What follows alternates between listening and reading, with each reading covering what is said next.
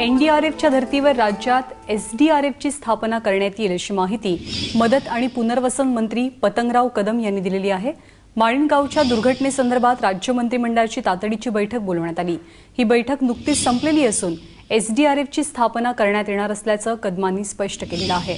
माळिणच्या दुर्घटनेनंतर सरकारलाही आता खडबडून जाग आलेली आहे। ऋत्विक भालेकर आपले प्रतिनिधी आपल्या सोबत आहेत। ऋत्विक, काय नेमका निर्णय झालाय?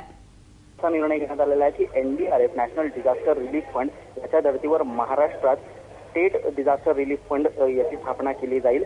वेगवेगळ्या ज्या रिलीफ फोर्सचे जे यंत्रणातले जवान असतात या जवानांना इथे पाचारण केले जाईल। एकूण 400 ते 500 जवान या एसडीआरएफ मध्ये कार्यरत असतील आणि महाराष्ट्रात कुठेही अशी आपत्कालीन घटना घडली तर त्यावरती तातडीने ज्या आहे उपाययोजना करण्यासाठी एनडीआरएफ वरती अवलंबून न राहता एसडीआरएफचा पाचारण करून यावरती उपाययोजना करण्यात यावी, यासाठी हा तातडीने निर्णय घेतलेला आहे।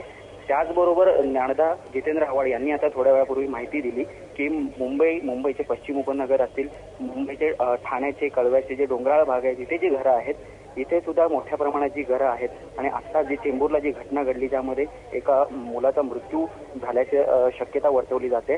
त्यामध्ये असं लक्षात येते की ही जी घरं आहेत ही धोक्यात आहेत, इकडे राहणारी लोक सुद्धा धोक्यात आहेत आणि क्लस्टर डेव्हलपमेंटला पर्याय नसून जर झोपडपट्टी मुक्त मुंबई आणि आसपासचे परिसर करायचे असतील तर तातडीने जे आहे ते क्लस्टर डेव्हलपमेंटचा निर्णय घेतला पाहिजे। महानगरपालिकेकडे बोट दाखवत जितेंद्र आव्हाड यांना पुन्हा एकदा राजकारणाचं एक स्वरूप दिलेलं आहे आणि आता टोलवाटोलवीची भूमिका जी आहे ती समोर येत आहे। ऋत्विक, धन्यवाद सगळ्या माहितीबद्दल।